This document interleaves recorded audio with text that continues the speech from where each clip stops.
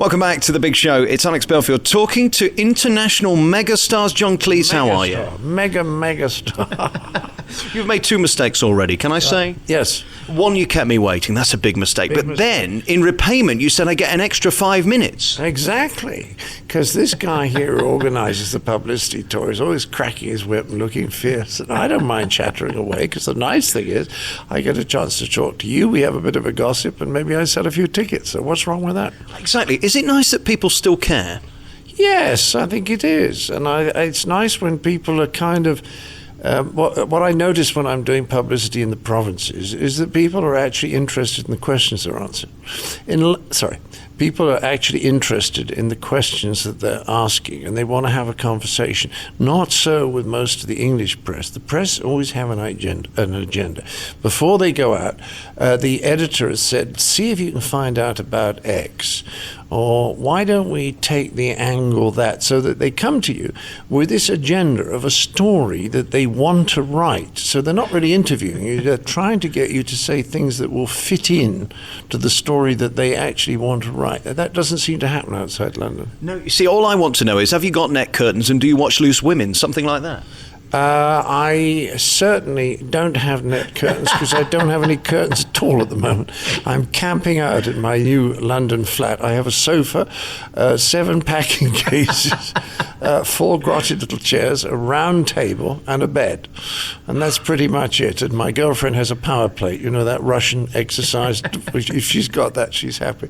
So no net curtains. Loose Women, I've always been interested in Loose Women until recently. Well, I have an interest, you see, in why you've gone off Loose Women, whether it's because of your new relationship or because Jane McDonald's left. Oh, you're talking about the television show. I don't watch any television shows now.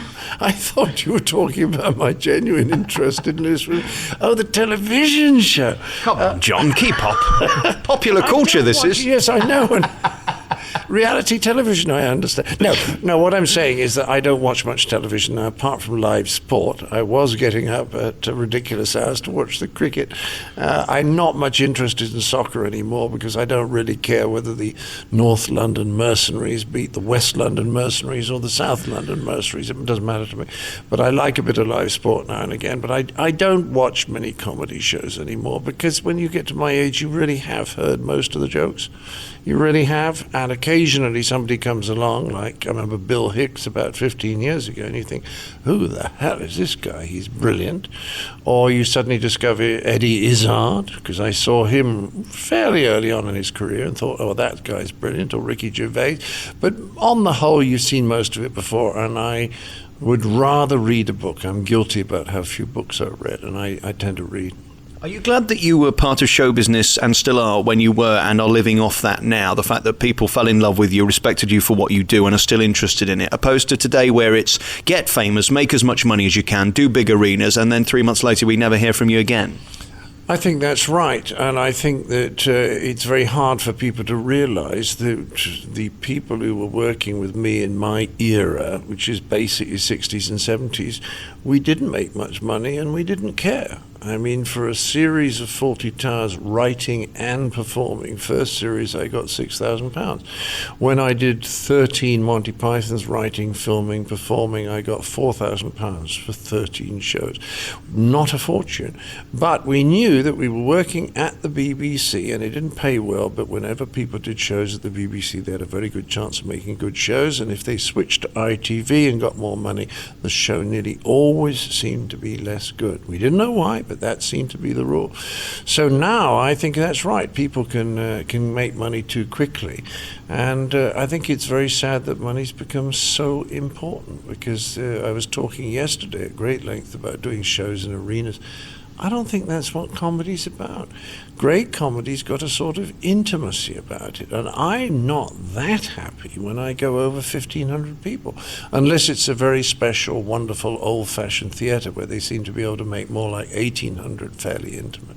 I wouldn't play an arena for any money in the world. I don't think you're giving people the experience that they used to want in my day. But maybe they like it now. Maybe they like being out there with 10,000 other people listening to jokes and laughing, and the whole thing goes at half the speed because the laughs take too long. I don't know what the attraction is, but some people must love it. Talking of money, should I be feeling great that you're back on tour, or really sad that you're back on tour and giving your money away to pay your ex? You should be thinking how splendid it is of my ex to guarantee that I'm out on tour. She should get all the credit for this, because otherwise I'd be sitting at home having dinner with friends. I wouldn't be knocking myself out every evening. Go through the story for us. You had to pay her something like £14 billion, didn't you? Yes, that's right. When we broke up in the therapist's office, because there had been some difficulties 3 years ago, it was finally decided by the judge that I have paid her $16 million, and I have to pay her $1 million a year for the next 5 years, which, considering we had no children, she brought no assets or income to the relationship, she wasn't a very good organizer, it's pretty hard to understand, except if you realize Californian law is called the passenger's charter. In other words, the one who doesn't work in the relationship, the passenger, is the one who can get a good deal. And if any of your listeners want to be rich, go to California, marry someone, it doesn't matter if it's a man or a woman, but marry someone who is hardworking and makes a lot of money. Then spend as fast as you can, establish as high a standard of living as you possibly can, and stop work so you can claim later on that there's no way you can support yourself. Then 4 years later, get a divorce and you're rich for life. I'm making notes here. This is brilliant. What I need to know is, was it worth it? Did she give you anything that you can hold on to now in terms of fun, in terms of some form of pleasure that was worth the investment that you're now making? Well, I have to say that I'm very old. And I'm sure there were some splendid moments that I will recall eventually. She was a very good, quick cook. In 20 minutes, she could cook up particularly vegetables extremely well. Jamie Oliver could do that for you, though, and he'd be far cheaper than 16 million. Yes, I could take a bit of money off him. We're going to play a piece of music, and we're going to come back with John Cleese. He's the big star. Back next with John Cleese. We're back on your favourite local radio station. It's Alex Belfield talking to John Cleese about his life and career. I don't want to keep going on about bitter old times, because you're in a great place now. Why do you go on about them? What a great place you're in now. I was wondering, how do you pull someone who wouldn't even give me a second glance and I'm half your age? Well, I don't know. She seems to like me, which seems a minor miracle. She even finds me mildly attractive, which maybe she's got bad eyesight or something. She told me you're delicious. She is very, very funny. She's the naughtiest person. She's completely mischievous. She spends her whole time winding me up. I mean, give you an example. 2 or 3 days ago, I was in London, coming back in the cab, and I rang my lovely assistant, Gary, who's my managing director and keeper and everything, and I said, how's it going? And he said, have you spoken to Jenny? I said, not this morning, no. She was gone in the morning swimming when I left, and he said, well, all her clothes are gone. And I said, what? I said, well, you mean in the wardrobes? And he says, it's all gone. And I said, you can't be serious. And he said, and there's a note. And I said, what? And at this moment, my heart had stopped. I said, what's the note say? It says the cat's going to have to find another mother. And then there was this scream of laughter. She's sitting next to him. She set him up to do this. This is not a nice thing to do to a 71-year-old. No, I mean, it could end up with a coronary. She can't keep doing this to you. It's not funny anymore, well, is it? She won't stop, that's for sure. And this kind of ultimate playfulness, I find it enormously attractive, because life's always fun. Mm. And that's what makes me think about those sessions when the guy was trying to make everything right with your ex. Did you just think it was quite funny? Because they do talk a load of nonsense in those sessions, don't they? No, it depends on whether the psychiatrist's any good or not. And there are good psychiatrists just as there are bad doctors. I don't think, honestly, you can generalize it. I do believe that a certain amount of insight helps enormously. And the guy that we saw actually sorted out certain communications. I used to misread one expression of Alice, for example. I thought that she was disapproving of something when she was actually trying to understand it, and that helped a lot. But one of the problems about therapists is that sometimes they feel that they've sorted everything out themselves, and that they're only interested in sorting other people's problems out, and that can be a stumbling block. And of course, now you're in this great place where people are able to see you again. And thank you, by the way. I told you this last time. When I came to Montreal, I flew all those 8,000 miles and it cost me £27,000 in first-class flights. And then you didn't turn up because you weren't well. Thank you, John. I was really sick. I had prostatitis, and men will know what that is, and it's not nice at all. Could not pee. But never mind. What about my flight that I wasted? Well, You were the highlight of my trip. It was you or Jimmy Carr. I was sick. You. Oh, I'm leaving that in. Good luck in both of our careers. What do we get in the live show? Do we get the real you? Do we get some shtick? Do we get comedy? Get the artificial me. I come on playing the part of an Albanian peasant. No, what you will see is you'll see a few minutes of a very funny bit that somebody wrote for me for Montreal. Seriously, for the Just for Laughs thing, I was doing the big gala on the last night, and they wrote this very funny thing about what you could do with $20 million if you didn't have to give it to your ex-wife. So that's the first few minutes, sort of saying, that's why I'm here in this dump, whichever the town is, but they love it when I call it a dump. And then I talk a little bit about being born in Weston-super-Mare during the war, and then the Germans bombing Weston, much to everyone's surprise, and people say, bombs are expensive, why are they wasting them on this place? And my father, who said that they're bombing Weston to prove they do have a sense of humor, and a little bit of autobiographical stuff, and then it's straight into Cambridge, Footlights, West End, go to America, go on Broadway, then I'm in a musical with Tommy Steele where I'm not allowed to sing, literally have to mime because I'm so terrible at singing. Then David Frost phone call, hello, would you like to be in a new show I'm doing in the new year with people called Ronnie Barker, Ronnie Corbett, you won't have heard of them? Then I did that. Then I started working with Marty, who I met on the Frost Report because he was the chief writer. Marty, Graham Chapman, Tim Brooke Taylor. We did a thing called The 48 Show. Got some funny stuff in it. And then what? Then writing for Peter Sellers. Very interesting stuff, I think, there. And then, of course, after that, it was Python. So that's the first half. And then the second half is a lot of stuff about offense, why people are offended, what kind of jokes you should do, what kind of jokes you shouldn't do, how I got a very black sense of humor from my mother. And that leads into talking about Fawlty Towers, which was really set in Weston-super-Mare, that we said Torquay. It was really about living in Weston. And then after that, we talk about Fish Called Wanda, and then I look at my watch and I can go home. Very nice. Of all the people you mentioned there and all the things you described, the only thing I want to ask you is, why have you still got a moustache? It's a bit strange. I always liked moustaches. Dad had one, and my favourite Somerset cricketer, Bertie Bewes, who wasn't a terribly good cricketer, but he was a very nice man. He had a moustache, and I grew one years and years ago, and everyone said, oh, you look better with the moustache. And I thought, well, anything that helps, To distract. Well, it's cheaper than plastic surgery. Doesn't the current Mrs. Cleese find it tickles? I'll ask her. It's a good question. I'm so used to having it. It hadn't occurred to me to ask. She's never mentioned it. No, never mentioned it. No. There you go. Well, I've given you something to think about later. All right, we'll take another piece of music and we'll come back with our remaining moments. John Cleese is coming and he'll be doing the business with his Alimony tour. We're back on The Big Show. It's Alex Belfield talking to John Cleese with our remaining moments. And thank you, by the way. There must be somebody far more interesting or important you could talk to right now. Yes. You could deny it. You have much more fun on radio than you usually do on television interviews. It's a much more relaxed medium. And I always thought if I ever did a talk show, I'd much rather do a talk show on radio than I would do a television talk show. So I'm sure I can speak to the bosses if you want a gig here at BBC Radio Leeds. would I have to come up to Leeds to record the shows? You can do it anywhere now, can't you? Do it in your bedroom. Yeah, that's right. Yes, that's right.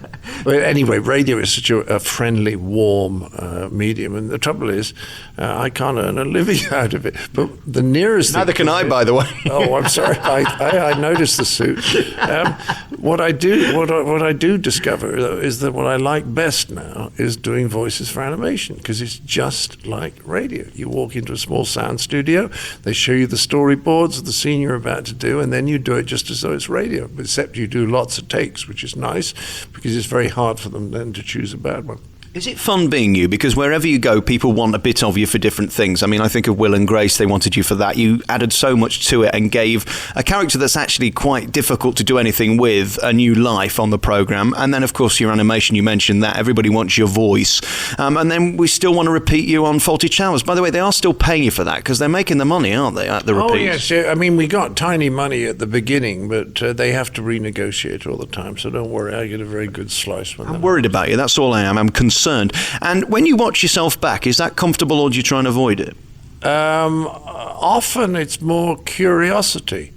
I mean, if it's something I've seen a million times, then I won't bother. Somebody I suddenly see Basil Goose stepping with the Germans, I probably don't bother to watch it, but because I've seen it so many times. But if it is something I haven't seen before, or for some time, I'll watch it with a certain amount of interest. And sometimes I think that was really funny. Like last week, I went on YouTube and discovered there was a sketch there that I'd done with Rowan Atkinson in about 1982, 3 for the Amnesty show. Hilarious. And I watched it twice. I was making myself laugh out loud. Other times you switch on and there's a python running and you watch a sketch and you think, not only was that not funny, I don't know how we ever thought it might be funny if we got it right in the first place. So you just have all these different reactions, but you get so used to seeing yourself on television. I was actually working out 2 days ago in a gym and I glanced up and there was my AA ad. And I thought, oh yeah, and I went on working out and I thought, no, stop, watch it. But you get so used to it after 40 years that it doesn't have any effect. Ken Dodd told me recently that it's like watching your son on the telly, though, because he doesn't look you anymore, but you know it's you. It's kind of a part of you. Yeah, that's right. I've often thought of the guy up there as sort of a first cousin of mine who goes out to earn me the money. And of all the people you work with, I mean, you mentioned the Ronnies and the Rowan Atkinsons. You've worked with the elite, the best, the most creative people in the medium of being funny. Who's impressed you the most? Oh, that's interesting. I thought that Peter Sellers was the greatest comedy actor I ever saw. And he could just do your voice. He could listen to you for 5 minutes and do it. I mean, it was absolutely uncanny, but it was because the great impersonators often don't have a very strong personality of their own. So they don't have to get their own personality out of the way because there's not much there to start with. But I thought he was the greatest performer. Writer, I would have said Peter Cook. I knew Peter very well, particularly latterly, poor, so sad about his dying, because he was just getting his life back together. He had a bad period after his second marriage and his mother died, and I thought everything was coming together. He was a genius. The only guy I ever worked with I thought was a genius. And I remember Frank Muir saying you could saw it off by the yard. I mean, if you wanted a 3-minute sketch, it took Peter 3 minutes to write it. He was an absolute genius. So those are the two I'd pick up. Do you wonder why you're sat here today, all these years later since you did the big stuff, and people are still curious, and you're still contemporary, and people are still selling out across the country and coming to see you? Why you? Well, I think that it was a very good time. I think from the 50s to the end of the 80s, we had the least bad television in the world. And I think we just had a lot of shows. Now, I don't understand the appeal of a lot of modern stuff, and I'm not particularly sort of cutting edge or anything. I'm just doing what I think's funny, and I think it would have been reasonably funny 30 years ago. But people still seem to like it. They don't mind the more old-fashioned kind of stuff because it was actually pretty bloody good. Did Eric Idle ever know what he was doing, or was he just lucky? Just lucky. Very lucky, and particularly lucky to work with me. Yes, and he adapted, as you know, the film that I wrote with the help of a couple of other pythons and made a fortune out of a musical. Which is coming back here to West Yorkshire in a couple of weeks, and it's selling out up and down the country. Are we ever going to see you in anything like that? Would you be tempted by a musical or something different? It's just possible that if I do the musical of Wonder, which is some way down the road because we have to sort out the right situation with MGM, who are still in a terrible mess. And then we have to find a director, and then we have to find a composer. But my daughter Camilla and I have written the book. So we've got what I think is a very good plot, a very good story, which is quite different from the endings. Last 20 minutes is completely new.